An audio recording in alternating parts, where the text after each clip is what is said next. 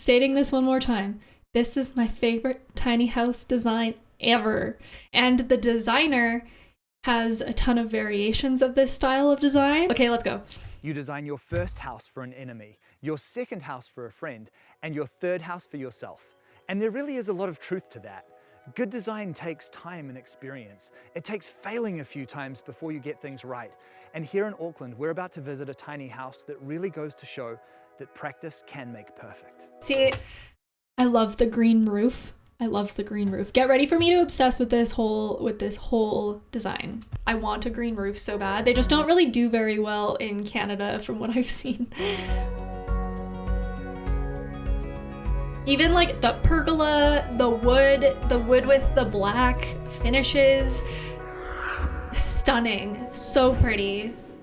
And what I love about this one in comparison to the other one too is that their separate like addition is still attached to the main house. And so I'm more partial to that, again, being from Canada where we have very cold winters. So I like this idea a lot more than just having it entirely separate. But the pergola is stunning. So we have kind of the opening, like the accordion window on this left side here. This, I'm assuming, is also one of those like accordion sliding doors. This house is absolutely beautiful. I love the finish palette. I love these like horizontal slats on the bottom too that surround the deck design. This deck is definitely smaller. We only see one sofa here, but I love like having the hammock on here as well. I do like the idea of having a deck design with sort of like an outdoor dining space to eat, because especially with inside the house being so small, if you have guests over in the summer and stuff, it would be nice having that larger table to utilize. But yeah, no, this is like it's so lush and vegetative. And the home is cedar and ironclad, very classic and always a really good I look, love isn't it? cedar. I know, and I build so many with this sort of combo because it looks so nice. And I was like, yeah, it's do something beautiful. different to my house. It's also, I've talked about this before, but I feel like natural finishes are a little bit more timeless. I mean, and it's same, I guess, with neutral tones. Like the previous house tour was all white, so I don't really know if that would ever kind of feel dated either. But when you just have just like essentially just straight up cedar and like use a clear stain, I think that will always feel, it'll always feel chic. And then I didn't. Actually, probably more eventually rustic. Combo, the color steel and the cedar. I also love this, like the really big timber beams supporting the deck. I think that it just like, it's such a cool feeling. Like they feel almost like tree trunks or something. From the exterior, I can see so many unique features. I love the green roof and this wonderful outdoor living edition. And I cannot wait to see what you've done inside. Can we take a look? Yeah, totally. Let's go. All right, after you. So yeah, you can see upon first glance, again, very similar to the first house tour that we watched. But this, again, having this like lowered corridor on the second story, I'm obsessed with it. It's absolutely genius. So smart, so stunning. It's incredible. Look at that green wall. It's very, very similar. I'm such a fan of plants inside the house. But yeah, and you can see here too that like the lower walkway does carry across the cabinets. It's funny because it's very similar to the first tour that we watched, but because of the like grain tones in the wood, this one's a lot more red. This feels a lot more like rustic. The other one felt a lot more like bright and airy. This one feels a little bit more jungly, especially we're seeing this green wall kind of on the second story here, and I think it's absolutely beautiful. I'm not sure, I guess, how with like cross ventilation in mind, I'm not sure if she would experience challenges with that, because the first house did have louvers in this wall to facilitate the movement of airflow, whereas this one, I think this would be a solid wall here. But you could also in the bedroom have cross ventilation, so it might not be so bad. But in the home, doesn't it? it's beautiful Yeah, though. I love it. It's kind of like that wall was always going to be for an artwork. I don't know how you'd water it though, unless you use like an automated water system. There's nothing like living art, is there? Yeah.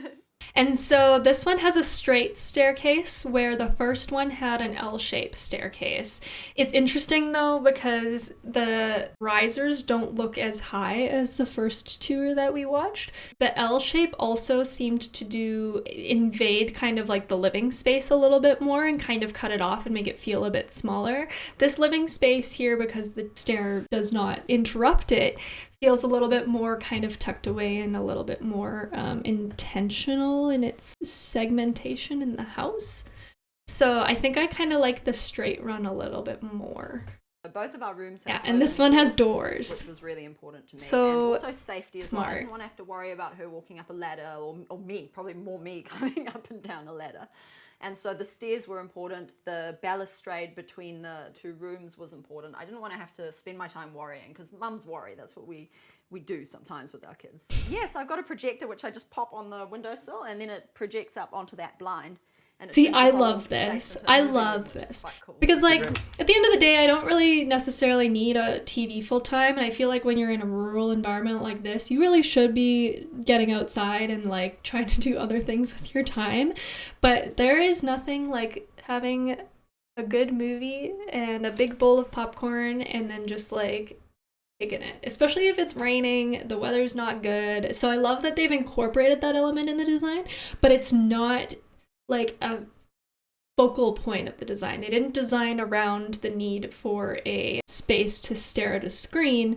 Like, it first and foremost, it's a beautiful view when this is put out of the way. So I love this. This is stunning. Thank you. So beautiful. And admittedly, I probably enjoy looking at it more than I enjoy cooking in it because I'm not the best cook.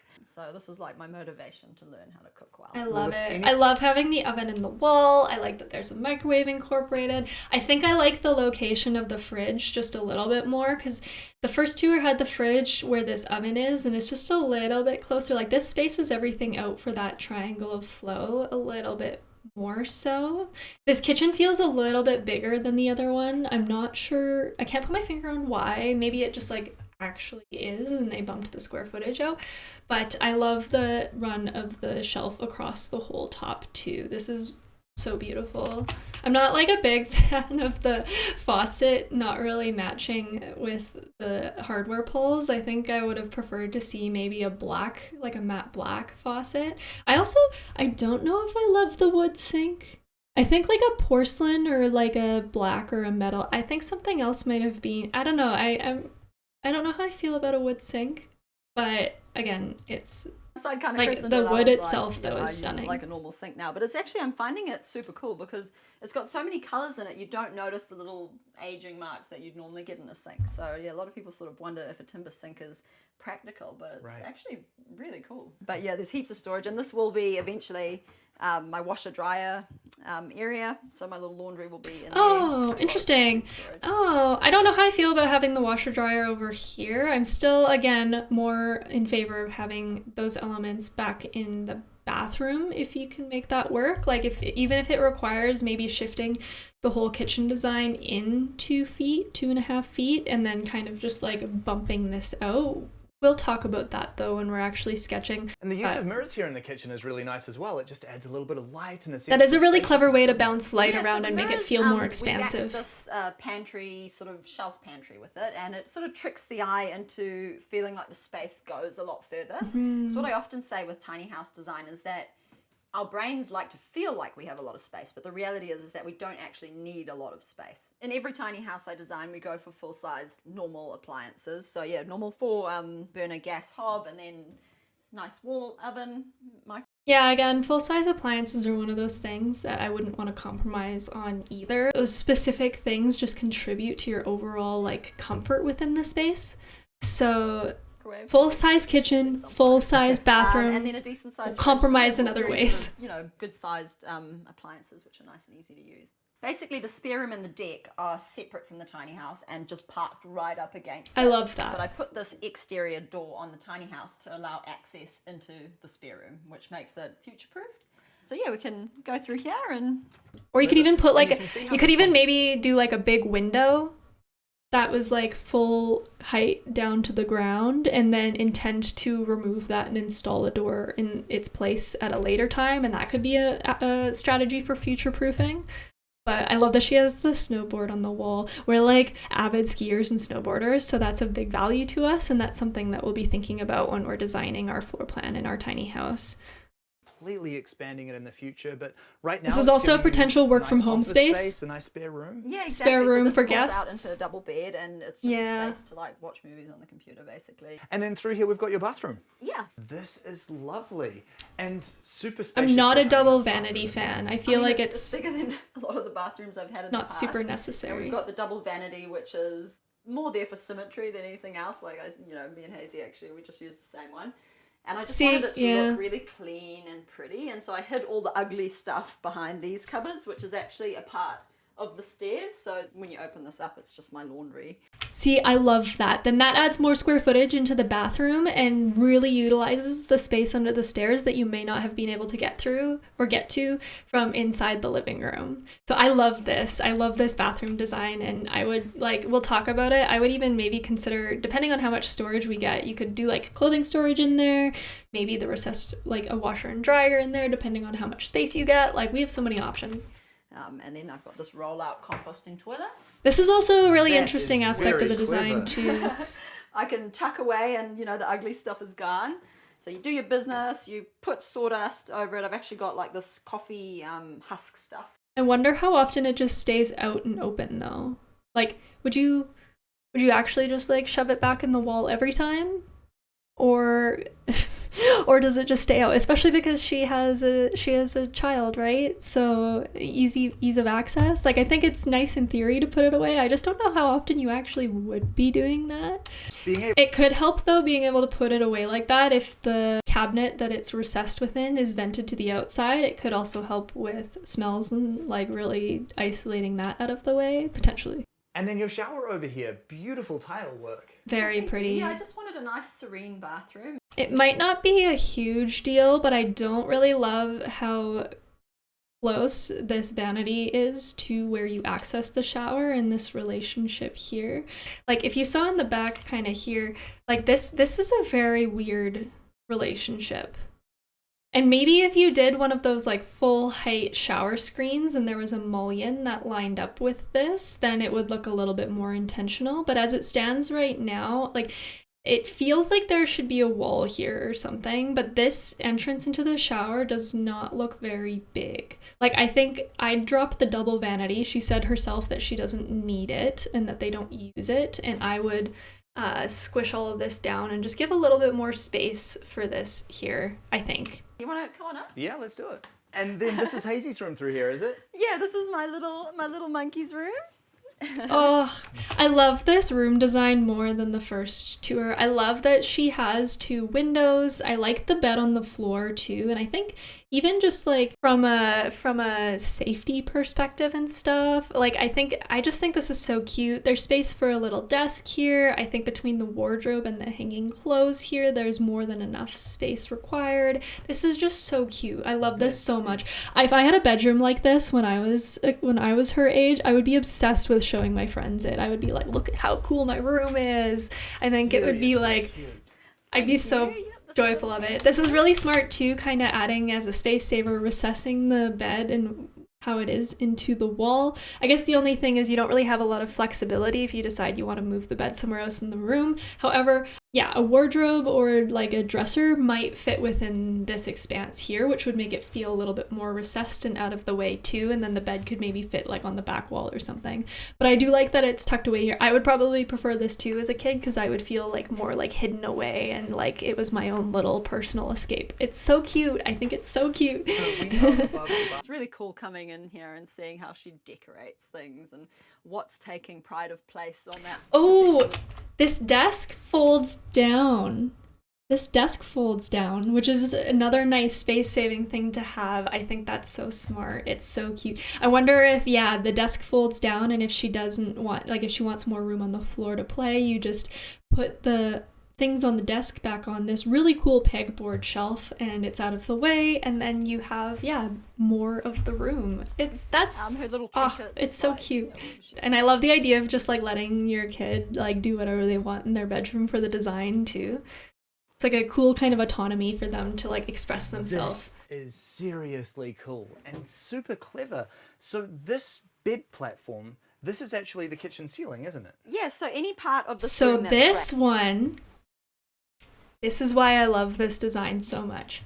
This one, not only do you get the full height walkway on the left side of the bed, you get the full height in front of all of the closet storage where your clothes are. And in a way, it just makes it feel like the bed is on its own kind of like elevated bed frame or something.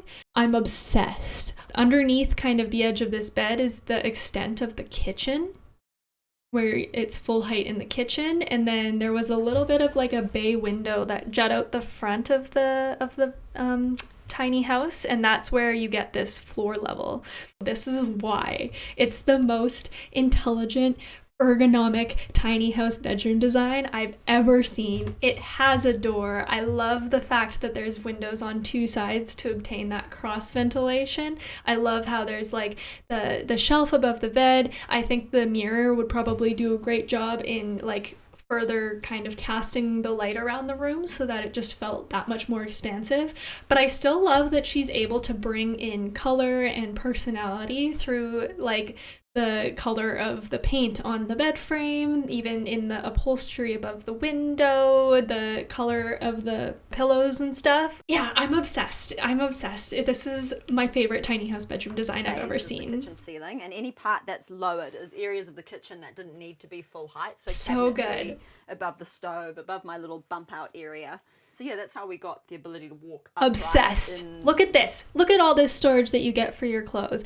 This absolutely slays the other tiny house designs that we've watched in terms of its like functionality. And you still even have this little tiny pocket here. Right now she just has a chair. Like I'd probably do like a bookshelf or something. Like there is so much more flexibility with this bed design, and I think it would just feel like an actual room, not like a claustrophobic confined space.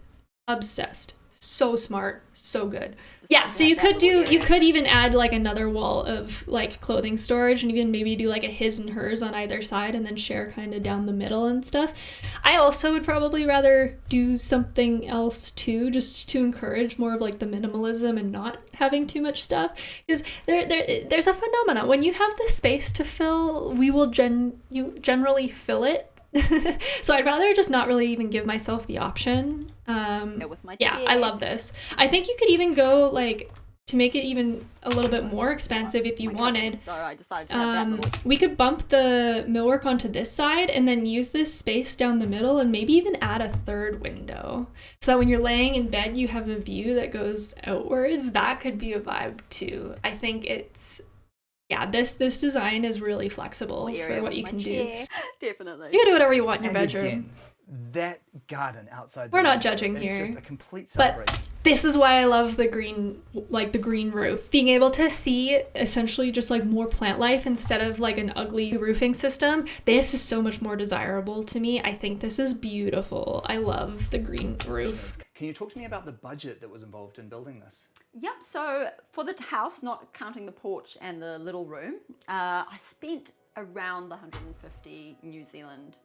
Oh, they're in New Zealand. I've been saying Australia this whole time. For a house. It's like $126,000 Canadian, which in USD would be 93,000 US. Honestly, for like how ergonomic it is, how stunning it is, it's beautiful. Worth it. It's amazing. It's incredible. I'm obsessed. It's stunning. I love it. This is my favorite tiny house design ever. I think that, like with some minor tweaks, of course, like we have some varying needs that are not the same as hers. We live in a different climate. Some things to think about there.